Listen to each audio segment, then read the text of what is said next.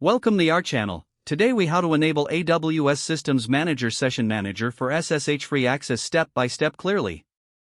To enable AWS Systems Manager Session Manager for SSH-free access, start by logging into your AWS Management Console. Navigate to the Systems Manager service. In the left navigation pane, click on Instances and Nodes. Select Managed Instances. Ensure that your instance is listed as managed. If it's not, install the SSM agent on your instance. Next, click on the Session Manager option in the left menu. Now, click on the Preferences tab. Ensure that Session Manager is enabled. Next, choose the IAM role that grants necessary permissions to your instance. If you do not have an IAM role, create one with the required policies. Attach the IAM role to your instance. Go back to the Managed Instances section.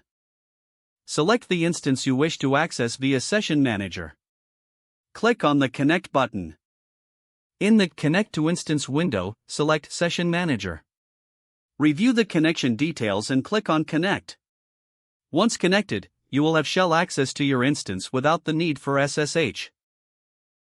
This will allow you to manage the instance securely and efficiently. Finally, review the settings to ensure everything is configured correctly for your specific needs. If the page does not load, refresh the browser or try again in a private or incognito window. Make sure you are using the correct email address, then retype it carefully to avoid small typos. If your password is not accepted, use the reset option and create a new strong password you can remember. Check your spam folder for verification or security emails, then complete any requested confirmation steps.